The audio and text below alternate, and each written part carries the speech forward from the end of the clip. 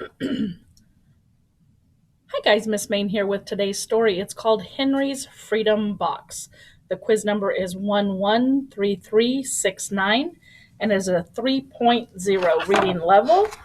This is the front of the book, Henry's Freedom Box.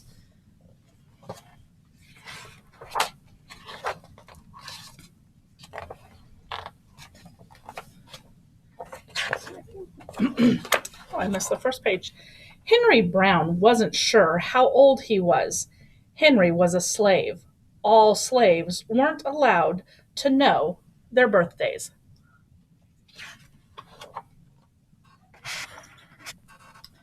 Henry and his brothers and sisters worked in a big house where the master lived.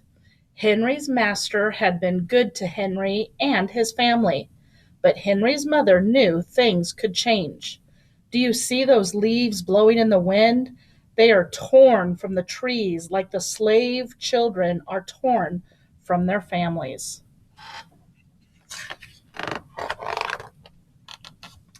One morning, the master called for Henry and his mother. They climbed the wide staircase. The master lay in bed with only his head above the quilt. He was very ill. He beckoned them to come closer. Some slaves were freed by their owners. Henry's heart beat fast. Maybe the master would set him free. But the master said, "You are a good worker, Henry. I am giving you to my son. You must obey him and never tell a lie." Henry nodded, but he did not say thank you. That would have been a lie. Later that day, Henry watched a bird soar high above the trees. Free bird, happy bird, Henry thought.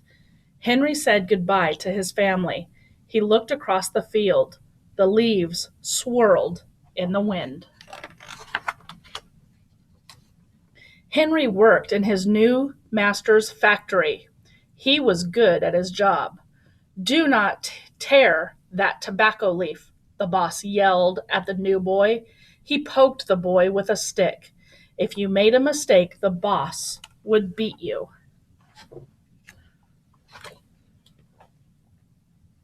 Henry was lonely. One day he met Nancy, who was shopping for her mistress. They walked and talked and agreed to meet again. Henry felt like singing, but slaves didn't dare sing in the streets. Instead, he hummed all the way home. Months later, Henry asked Nancy to be his wife.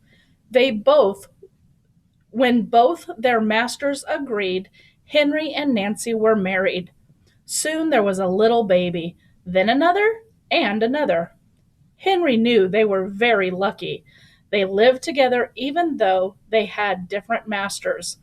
But Nancy was worried. Her master had lost a great deal of money. "I'm afraid he will sell our children," she said. Henry sat very still.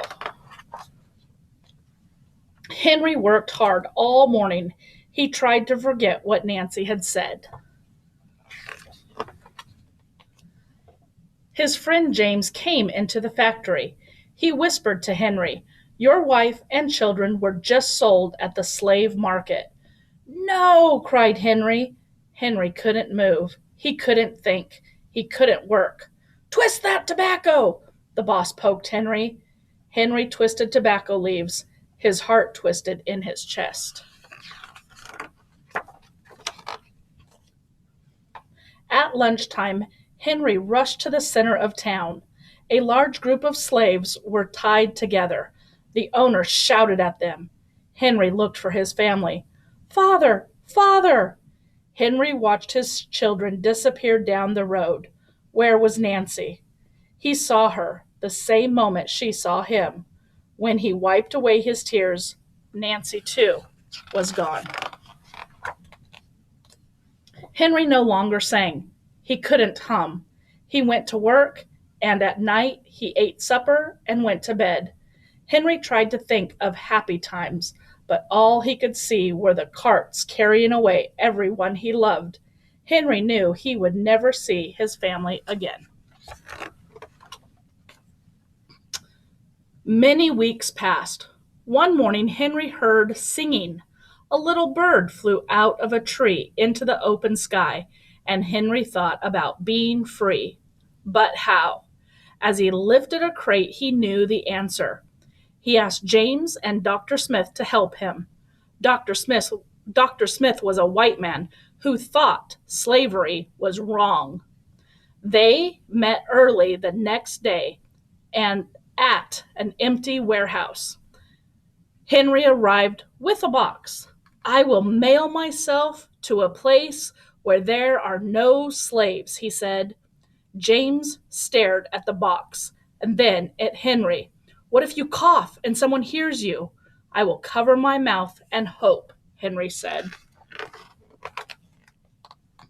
Dr. Smith wrote on the box, to William H. Johnson, Arch Street, Philadelphia, Pennsylvania.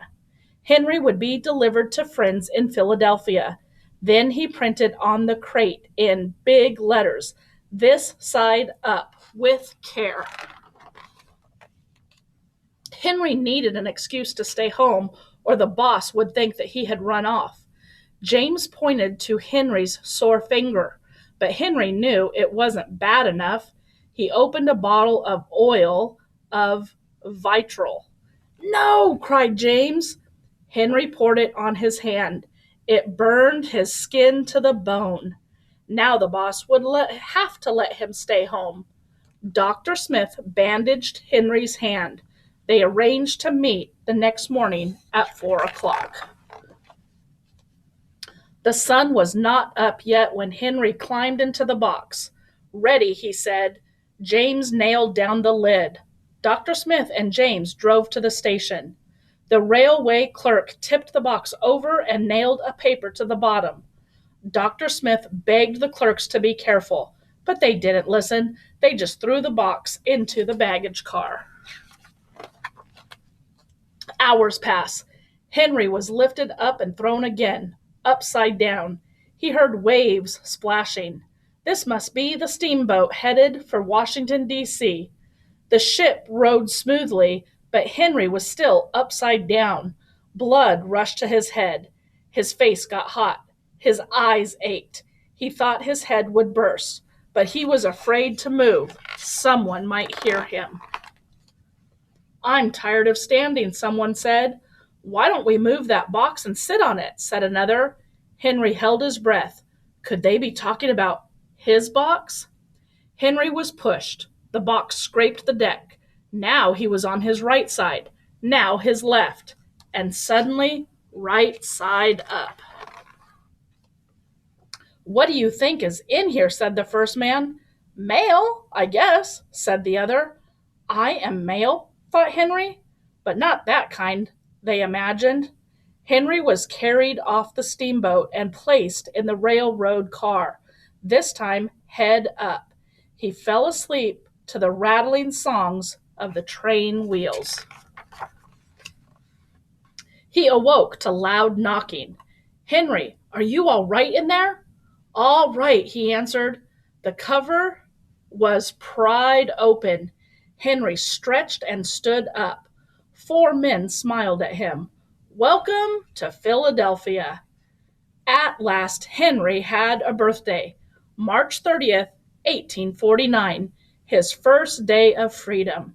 And from that day on, he also had a middle name. Everyone called him Henry Box Brown.